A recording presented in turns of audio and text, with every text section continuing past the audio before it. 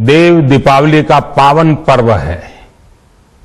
आज गुरु नानक देव जी का भी पवित्र प्रकाश पर्व है। मैं विश्व भर में सभी लोगों को और सभी देशवासियों को इस पावन पर्व पर हार्दिक बधाई देता हूं।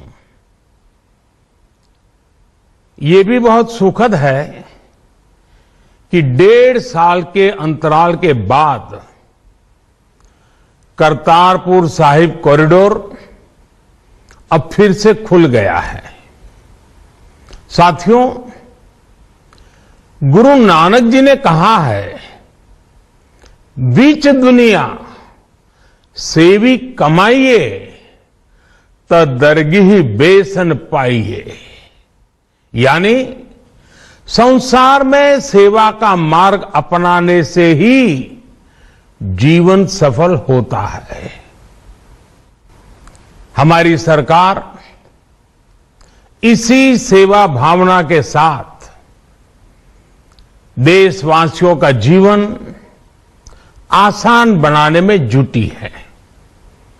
न जाने कितनी पीढ़ियां जिन सपनों को सच होते देखना चाहती थी, भारत आज उन सपनों को पूरा करने का भरपूर प्रयास कर रहा है। साथियों, अपने 5 दशक के सार्वजनिक जीवन में मैंने किसानों की परेशानियों को, उनकी चुनौतियों को बहुत करीब से देखा है, महसूस किया है। इसलिए जब देश ने मुझे 2014 में प्रधानमंत्री के रूप में सेवा का अवसर दिया, तो हमने कृषि विकास, किसान कल्याण को सर्वोच्च प्राथमिकता दी। साथियों, इस सच्चाई से बहुत लोग अनजान है कि देश के 100 में से 80 किसान छोटे किसान हैं। उनके पास 2 हेक्टेयर से भी कम जमीन है। आप कल्पना कर सकते हैं, इन छोटे किसानों की संख्या 10 करोड़ से भी ज्यादा है। उनकी पूरी जिंदगी का आधार यही छोटी सी जमीन का टुकड़ा है। यही उनकी जिंदगी होती है। और इस छोटी सी जमीन के सहारे ही वो अपना और अपने परिवार का गुजारा करते हैं। पीढ़ी दर पीढ़ी परिवारों में होने वाला बंटवारा इस जमीन को और छोटा कर रहा है। इसलिए देश के छोटे किसानों की चुनौतियों को दूर करने के लिए हमने बीज, बीमा, बाजार और बचत, इन सभी पर चौतरफा काम किया। सरकार ने अच्छी क्वालिटी के बीज के साथ ही किसानों को नीम coated urea, soil health card, micro irrigation जैसी सुविधाओं से भी जोड़ा। हमने 22 करोड़ सॉइल हेल्थ कार्ड किसानों को दिए और इस वैज्ञानिक अभियान के कारण एग्रीकल्चर प्रोडक्शन भी बढ़ा। साथियों, हमने फसल बीमा योजना को अधिक प्रभावी बनाया। उसके दायरे में ज्यादा किसानों को लाए। आपदा के समय ज्यादा से ज्यादा किसानों को आसानी से मुआवजा मिल सके, इसके लिए भी पुराने नियम बदले। इस वजह से बीते 4 साल में 1 लाख करोड़ रुपए से अधिक का मुआवजा हमारे किसान भाई बहनों को मिला है। हम छोटे किसानों और खेत में काम करने वाले श्रमिकों तक बीमा और पेंशन की सुविधाओं को भी ले आए।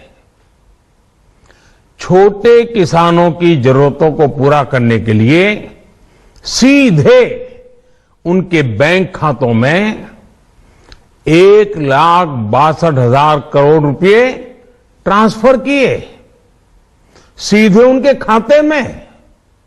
साथियों, किसानों को उनकी मेहनत के बदले उपज की सही कीमत मिले, इसके लिए भी अनेक कदम उठाए गए।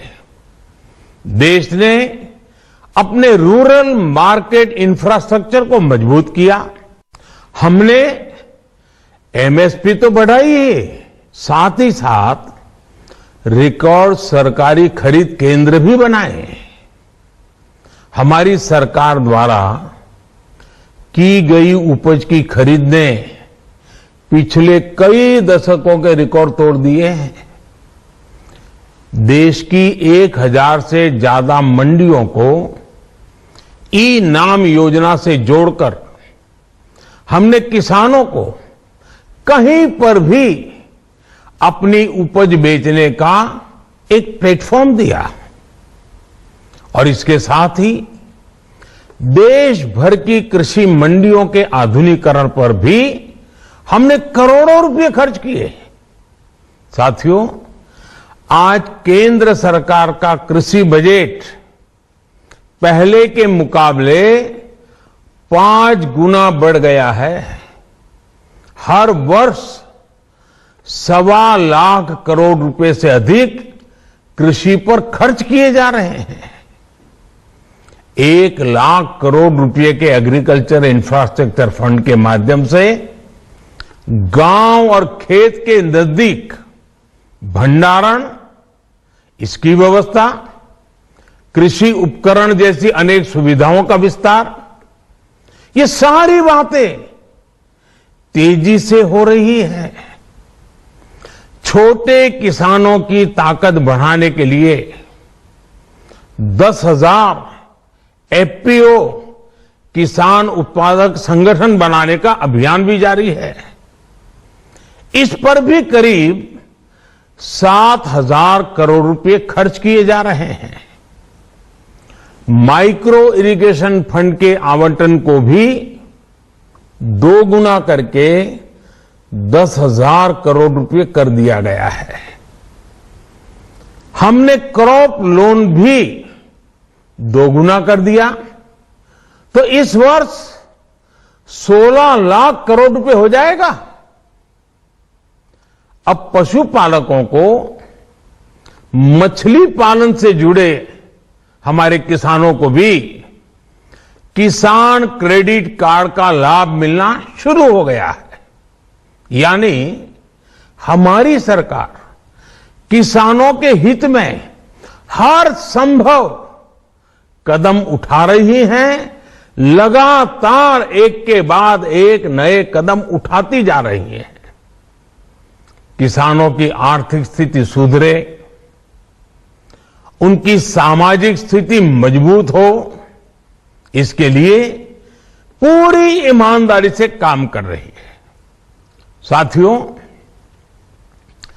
किसानों की स्थिति को सुधारने की इसी महाअभियान में देश में 3 कृषि कानून लाए गए थे।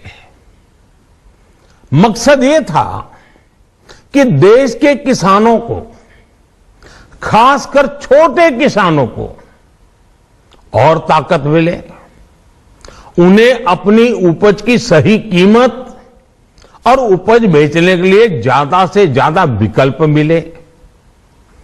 बरसों से ये मांग देश के किसान, देश के कृषि विशेषज्ञ, देश के कृषि अर्थशास्त्री देश के किसान संगठन लगातार कर रहे थे। पहले भी कई सरकारों ने इस पर मंथन भी किया था। इस बार भी संसद में चर्चा हुई, मंथन हुआ और ये कानून लाए गए। देश के कोने कोने में कोटि कोटि किसानों ने, अनेक किसान संगठनों ने इसका स्वागत किया, समर्थन किया। मैं आज उन सभी का बहुत बहुत आभारी हूं, धन्यवाद करना चाहता हूं। साथियों, हमारी सरकार किसानों के कल्याण के लिए, खासकर छोटे किसानों के कल्याण के लिए, देश के कृषि जगत के हित में, देश के हित में, गांव गरीब के उज्जवल भविष्य के लिए पूरी सत्यनिष्ठा से, किसानों के प्रति पूर्ण समर्पण भाव से, नेक नियत से ये कानून लेकर आई थी। लेकिन इतनी पवित्र बात, पूर्ण रूप से शुद्ध किसानों के हित की बात, हम अपने प्रयासों के बावजूद कुछ किसानों को समझा नहीं पाए। भले ही किसानों का एक वर्ग ही विरोध कर रहा था, लेकिन फिर भी ये हमारे लिए महत्वपूर्ण था।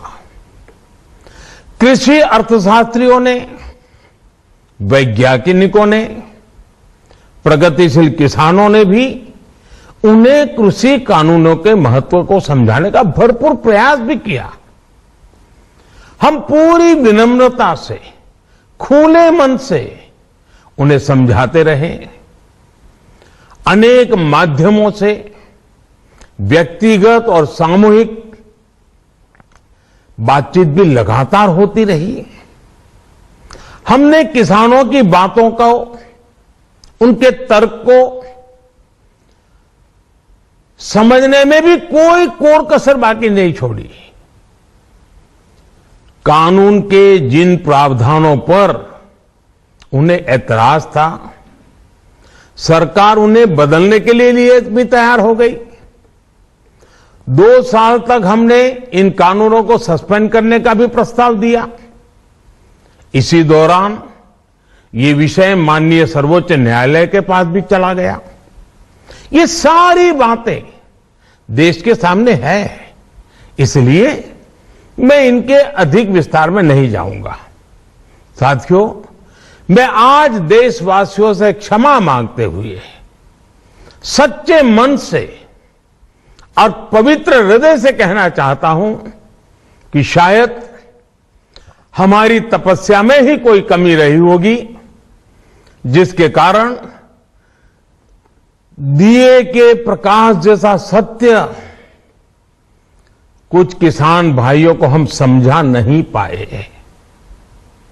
आज गुरु नानक देव जी का पवित्र प्रकाश पर्व है। ये समय किसी को भी दोष देने का नहीं है।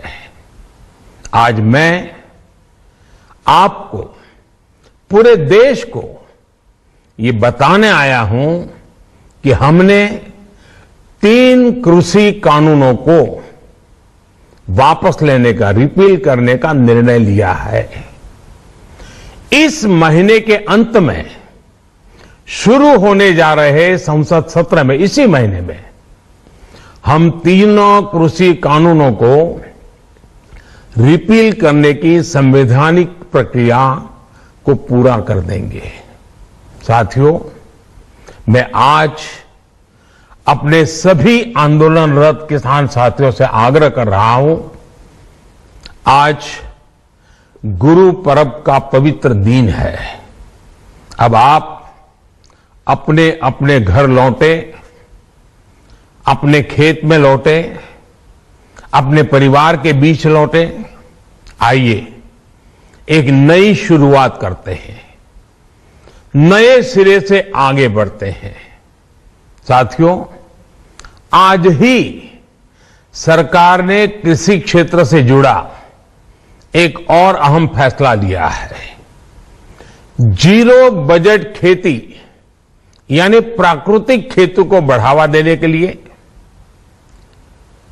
देश की बदलती आवश्यकताओं को ध्यान में रखकर क्रॉप पैटर्न को वैज्ञानिक तरीके से बदलने के लिए एमएसपी को और अधिक प्रभावी और पारदर्शी बनाने के लिए ऐसे सभी विषयों पर भविष्य को ध्यान में रखते हुए निर्णय लेने के लिए एक कमेटी का गठन किया जाएगा।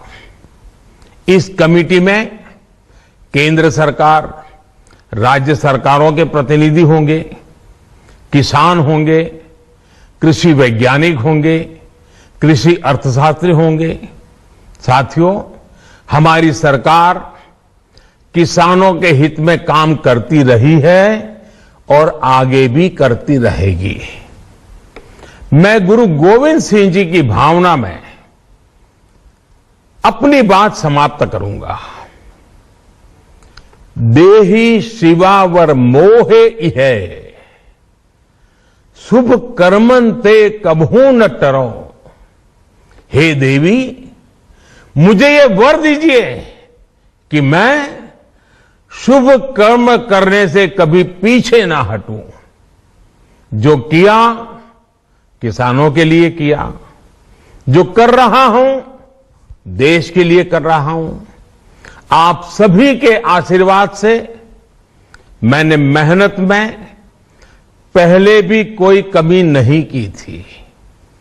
आज मैं आपको विश्वास दिलाता हूं कि अब और ज्यादा मेहनत करूंगा ताकि आपके सपने साकार हो सके, देश के सपने साकार हो सके।